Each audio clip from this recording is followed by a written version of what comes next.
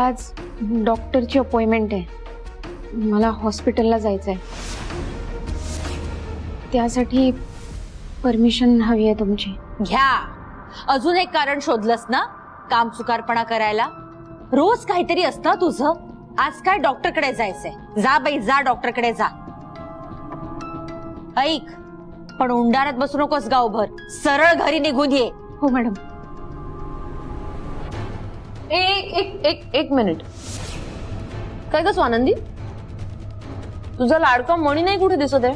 कुठे गेलाय कुठे तो? अगं अपॉइंटमेंट आहे ना तुझी. मग बाळाचा बाबा कुठे? बाळाची आई एकटीच चालली?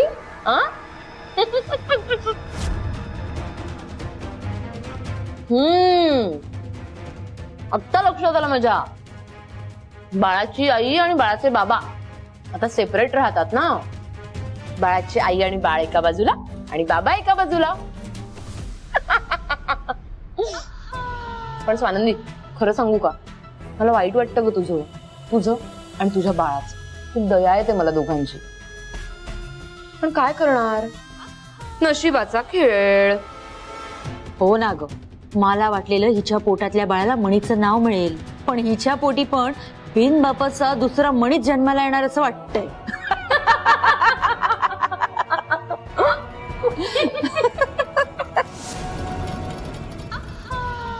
अम्मा, बाकी काही म्हणा, साबुदाण्याचे वडे कमाल झालेत.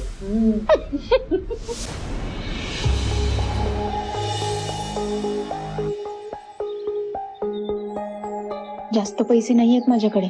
देवा, आता रिक्षाने गेले तर खूप खर्च होईल. डॉक्टरांची फी द्यायला पैसेच उरणार नाही. काय करू मी? जाऊ दे, चालतच जाते.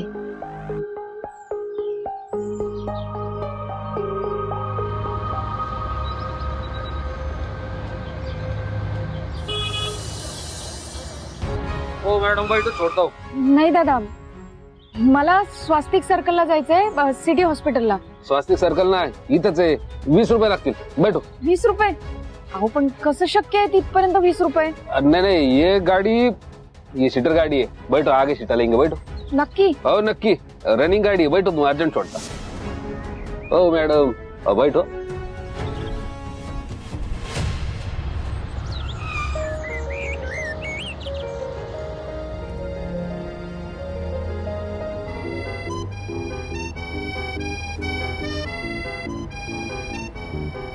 अहो दादा, तुम्ही अजून सीटा भरणार होते ना, मग भरा की.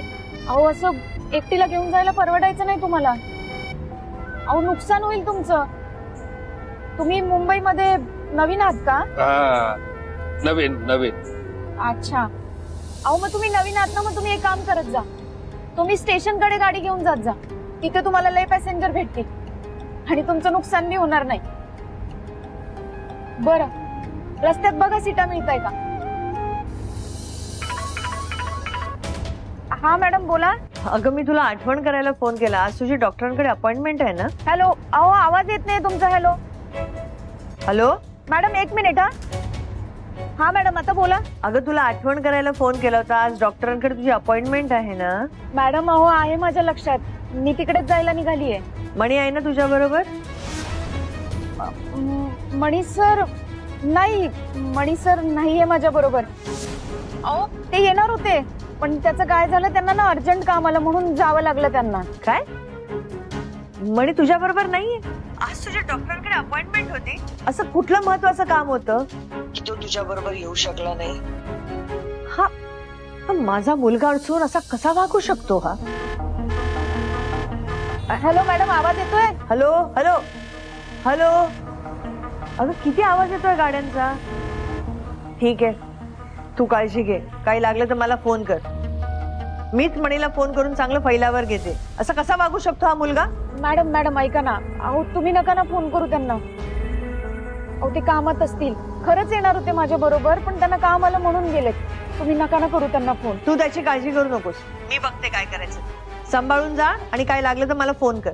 मॅडम अहो ऐक. मॅडम वॉर्डन मॅडमने मला फोन केला तर मोठा प्रॉब्लेम होईल.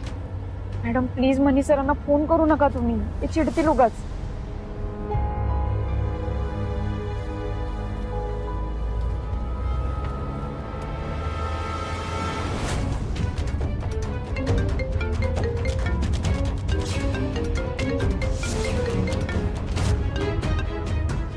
हेलो हेलो प्रणाम साहेब नहीं वो पैसेंजर है ना हाँ मैं बोलता आपको फोन करता ना मैं हाँ हाँ ये रखता हूँ हाँ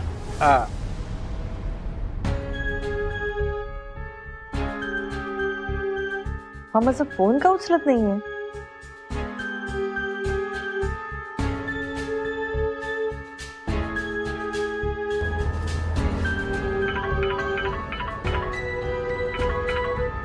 हा मॅडम बोला. काय बोलू? मणी माझा फोन उचलत नाहीये. मला कळत नाही आजपर्यंत कधी असं झालं नाहीये. तो कधीच मला अवॉइड करत नाही. तो का फोन घेत नाहीये? ते म्हणतात ना वाणने पण गुण लागला. त्या सरपोताराच्या बरोबर राहून त्यांचे वाईट गुण उचललेत बरोबर या मुलाने. अगं हू काय हे बरोबर नाहीये. तू प्रेग्नेंट आहे डॉक्टरांकडे चेकअपला चालली आणि तुझा नवरा तुझ्या बरोबर नाहीये. हा बाहेर गावी असता तर गोष्ट वेगळी होती पण तो इथे असताना तो तुझ्या बरोबर का नाहीये हेच कळत नाहीये मला. माझ्याकडे वाढला असता तर त्याचे संस्कार वेगळे असते. तो असा कधीच वागला नसता पण आता तो ज्यांच्या संगतीत आहे त्यांचे संस्कार दाखवतोय. I am sorry. त्याची आई म्हणून मी तुझी माफी मागते. अहो मॅडम असं नका ना बोलू. तुम्ही का सॉरी म्हणताय? आणि अजिबात काळजी करू नका. मी हे काय हॉस्पिटलला पोहोचतीच आहे. एक मिनिट स्वानंदी. मणी येत नाही म्हणाला ना मग तू मला का नाही सांगितलं? मला फोन करायचा मी आले असते तुझ्या बरोबर. एक काम कर अजून वेळ गेलेली नाहीये. तू आहे तिथेच थांब. तू डॉक्टरांच्या इकडे थांब. मी येते मी निघते आता इथून. अहो मॅडम त्याची काहीच गरज नाहीये आणि नॉर्मल चेकअप आहे असं काही नाहीये. चेकअप झाला की मी तुम्हाला फोन करते मग तर झालं. नक्की ना? हो मॅडम नक्की.